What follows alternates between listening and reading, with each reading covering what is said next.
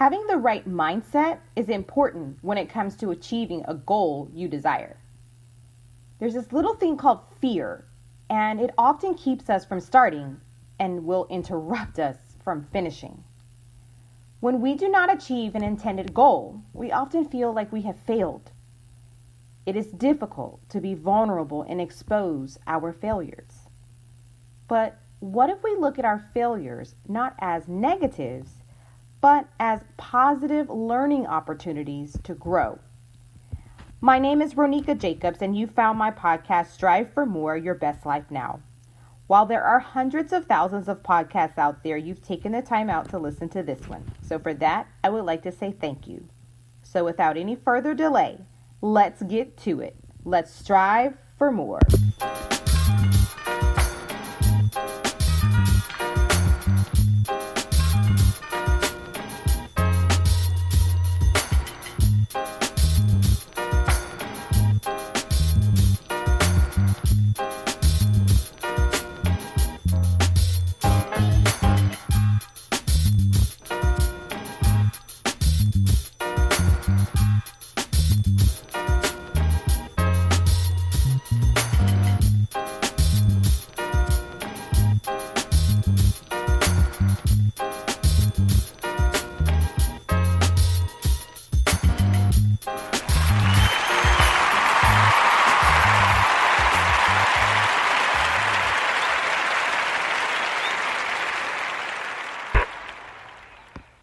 The mindset for success. My next guest, Justin Aldridge, is helping people strive for more in the area of success coaching. Justin is a teacher turned success coach, motivational speaker, and author. Justin is a former athlete and played football for the University of Texas at Austin, Hook 'em Horn. He now helps ambitious, unfulfilled people trade in lives of monotony to live what he calls an uncommon life. In this episode, he will discuss his journey from growing up in poverty to achieving a life of success on his terms. Hi, Justin. Welcome. Thank you so much for being on my show. How are you doing? Ronika, thank you so much for having me. I am doing well. I'm fired up, ready to go. Oh, that's great to hear. I love it. I love your energy. It's awesome. Okay, so how can you define success to someone? How does someone know that they are successful? You know, that's actually one of my favorite questions to ask somebody when they're reaching out to me for coaching, because one of the things that I realized when I got into this space was that a lot of people were reaching out to me and they were seeking out a certain definition of success that wasn't actually their own.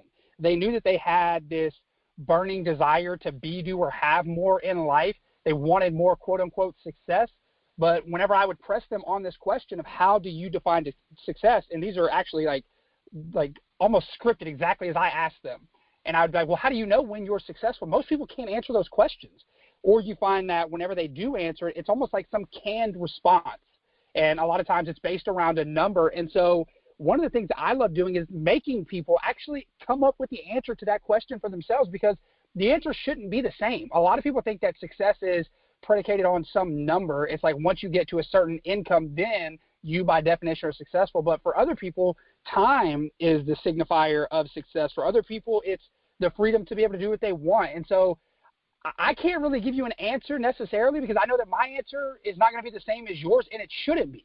But I think that that's something everybody needs to do, is get clear on exactly what that answer is for them, and then they need to spend their time pursuing that answer. Because, everybody's definition of success, it can't be the same, because what I desire in life may not be what the next person is desiring in life. That's so true. So, Justin, I know a little bit about your background and how you grew up. Can you do me a favor? Can you share your story with my listeners? Yeah, so I grew up, people look at me now and they kind of have the whole judging a book by its cover type of thing. And whenever I was in the classroom, I used to love asking my kids, because I taught in a lower income school, and I would always ask them, like, what do you think my story of my upbringing is? And it would just be way, way off base. And I would kind of open their eyes once I told them the story. But I grew up, I'm the youngest of 5 kids to 2 high school dropouts. My dad was 21 with 5 kids, my mom 20 with 3. My three eldest siblings were all high school dropouts, grew up very poor, really, really struggling, and that just kind of became the definition for my life. I was always the outlier in my family, in school, everything. I just had a ton of anxiety, limiting beliefs, all these different things that were going on inside of me because I've had that sense of calling inside of me since I was a little kid. But I never really believed that I could be successful.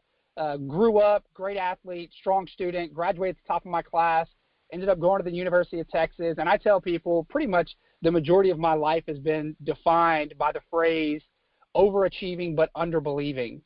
And it was in my 20s that I was battling anxiety even worse, which eventually turned into depression. And coming out of that depression was when this whole Uncommon Life movement started, where I made this commitment that I wanted to really lean into becoming the best version of myself, creating the best life that I could for me so that I could then go on a mission to help other people do the exact same thing in their lives.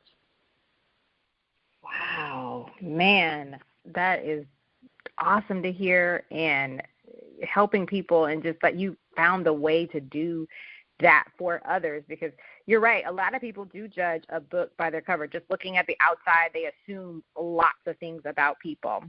So you do success coaching. Mm-hmm. What does that entail? So I like to tell people when I go to networking events and things like that, and they ask me, what do you do? I don't like giving just some basic elevator pitch. I actually throw out like random responses. And one of the ones that I throw out there is I tell people that I'm a bridge builder. And they're just kind of like, why are you at a networking event for entrepreneurs if you're a bridge builder? And then I kind of unpack that for them. And the reason I use that analogy is because obviously a bridge connects 2 points. It connects a destination where you're at and the destination of where you want to go. And that's really what I do is I walk alongside people. I help them to get crystal clear on what do they want life to actually look like, what is the difference between what life looks like now, and then I help them create a plan of how to actually get there. Because people want to overcomplicate success. We want to make success so much harder than it needs to be, and I help them to really simplify the entire strategy by getting clarity, creating a roadmap, and then just taking action to create the result that you want to create. So can you share a story of one of your clients you helped that just stands out to you? Of course, leaving out names in particular, but can you share that with us? Yeah, absolutely. And I can actually kind of lump a few into the same story, again, leaving out names, because they're really all the same. The people that I work with are exactly as you described in that opener. They're ambitious, unfulfilled people, and a lot of them have to do with their career. They come to me because they are quote-unquote successful by other people's standards, but they're so unfulfilled inside. They're waking up every day having to go to a job that they absolutely hate, that's unfulfilling to them, and they feel like they're wasting their lives. And I've had numerous clients where they've done exactly that. And what we do is I help them to get clear on, what do you want to be doing? What is your dream job? Because a lot of people, again, can't answer that question because they're living from a place of should or expectation rather than living from a place of true desire and passion.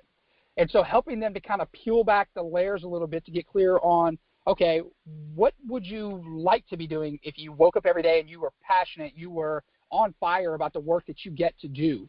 And with several of my clients, it was getting clear on that and then creating a plan of action to get them there. A lot of people want to start businesses nowadays. They have these passion projects, as obviously you and I can resonate with, but they're not in a position where they can just up and quit their job and go do something else. A lot of people that I work with are parents, or they've got obligations, they've got mortgages, they've got bills to pay, they've got different things going on in life. I hear that.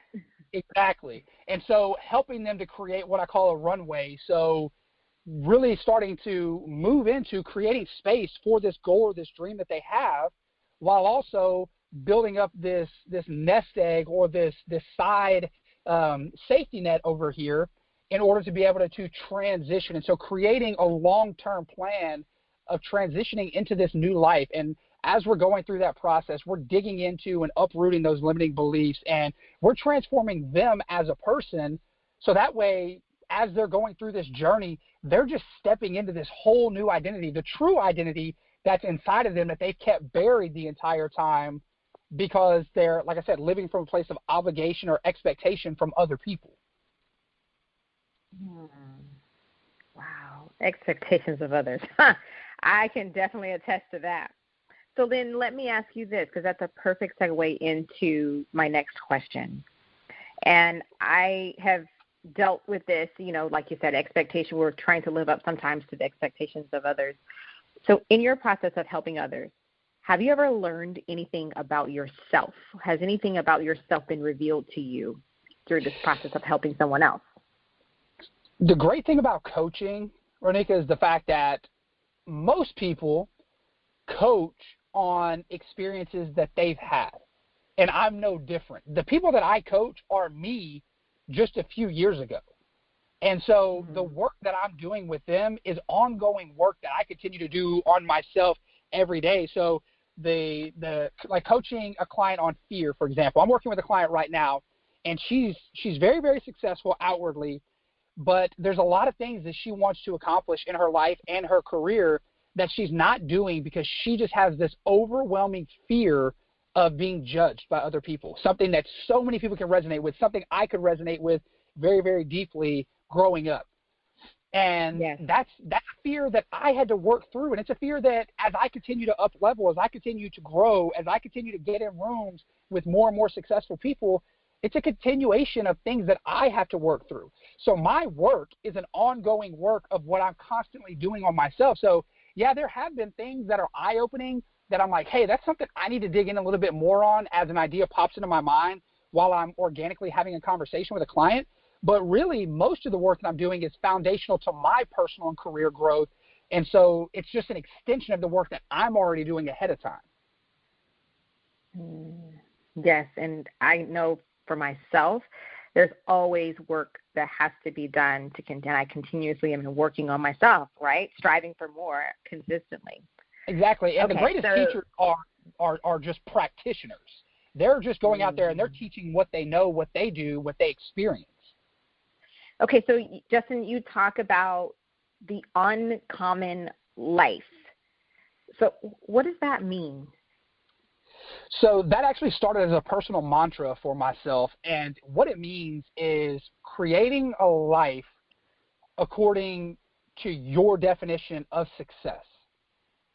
So many people, like I said, they're living from this place of expectation. You can even look at this whenever you ask somebody why they have a certain political or religious affiliation, why we think the way that we do. Most of those things have been handed down to us. So we grow up, for lack of a better term, being brainwashed from society, from the people around us, and we don't know how to think for ourselves. And that's the reason why, I firmly believe that's the reason why most people are unfulfilled in life, why they're so dissatisfied and yearning for more, because they're not living a life according to their definition of a great life. They're doing jobs they hate. They're creating lives for themselves that they don't want to actually be living. And so when I talk about the uncommon life, I mean living from a place of true, unabashed authenticity, owning who you are and what you want in your life, and then spending your life actually going out and pursuing those things.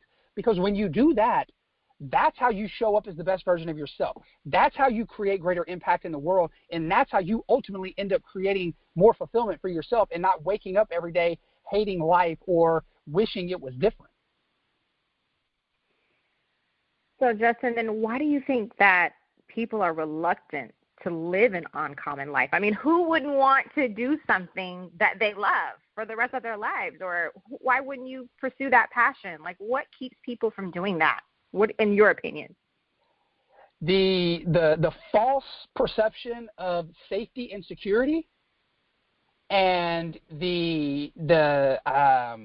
it's uncomfortable, to be completely honest with you, Ronika. Most people don't want to do it because it's uncomfortable. We know, as people who are hungry for growth, people who do want to live that type of life, you and I, we know that all growth truly does come outside of your comfort zone, somewhere most people don't like to be. And most people, for being completely honest, it's kind of lip service that they want to live that best life. Yes, everybody would ideally like to live that way, but most people don't want to do the work necessary. And a lot of it stems from this, like I said, this false perception of safety and security. If this pandemic has shown us nothing else, it should show us that safety and security don't really exist. Your life could be over in an instant. That job that you had that's been providing that financial security for you can be gone in an instant. And so people are sitting there living for safety and security whenever those things don't really exist. I'm not saying go out and live a reckless life and trade in your secure job when you've got a family to support to go travel the world and do all these different things. But you can have the best of both worlds. You can pursue your passions and be able to have that perceived safety and security while you're working toward that life that you truly want to live.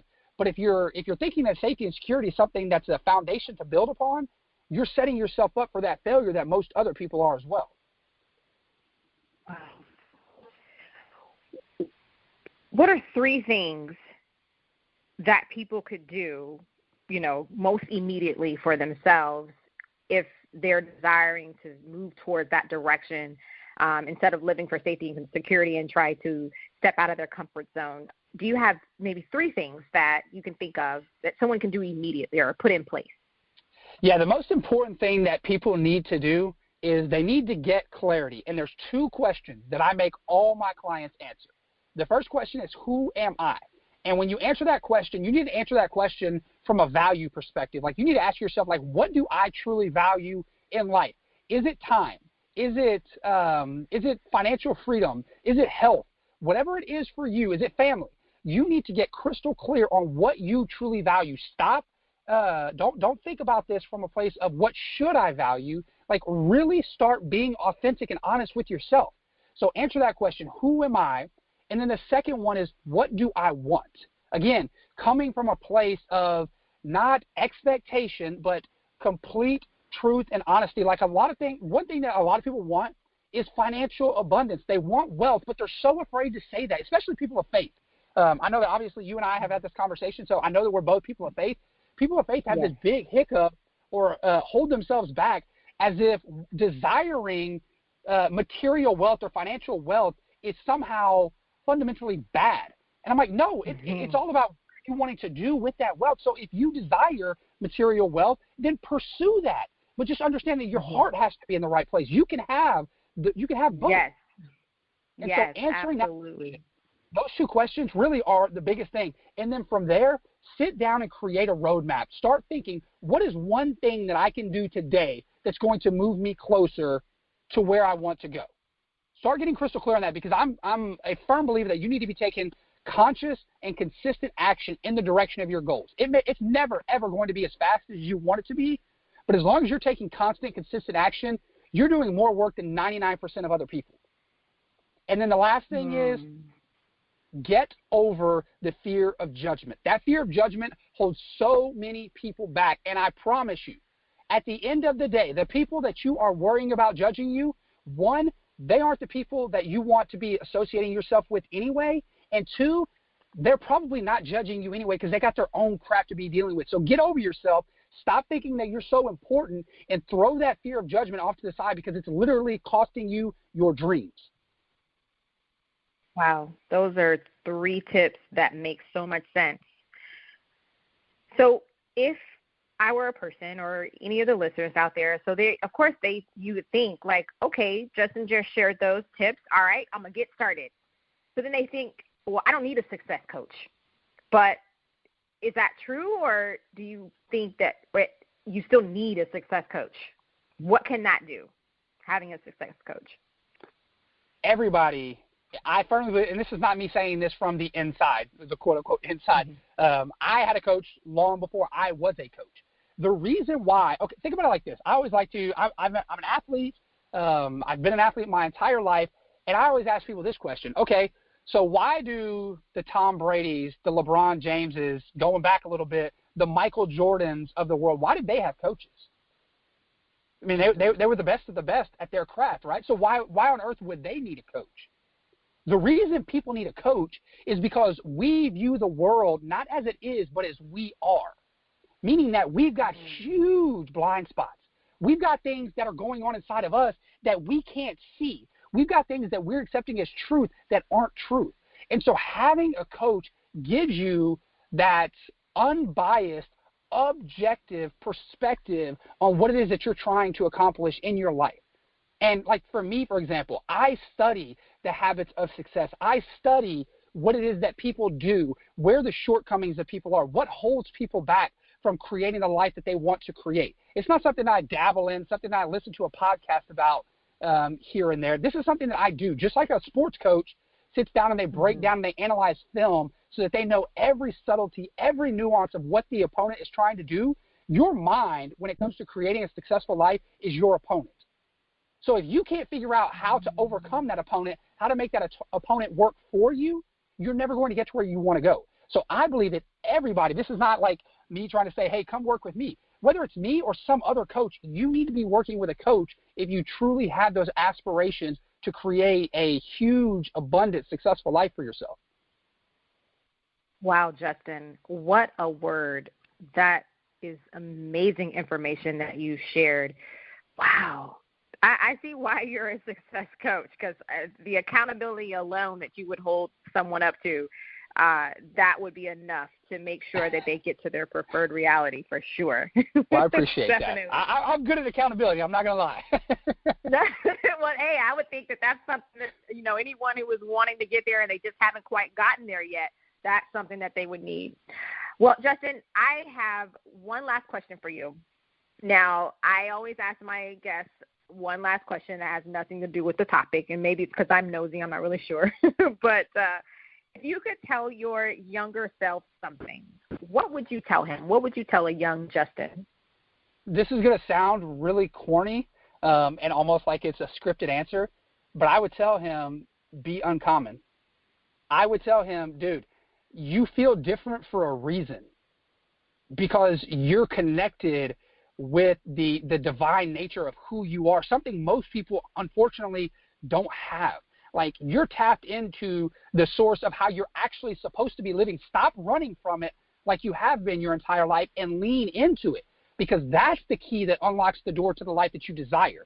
Right now, you're not living the life that you want because you're running from your nature. You're running from your truth.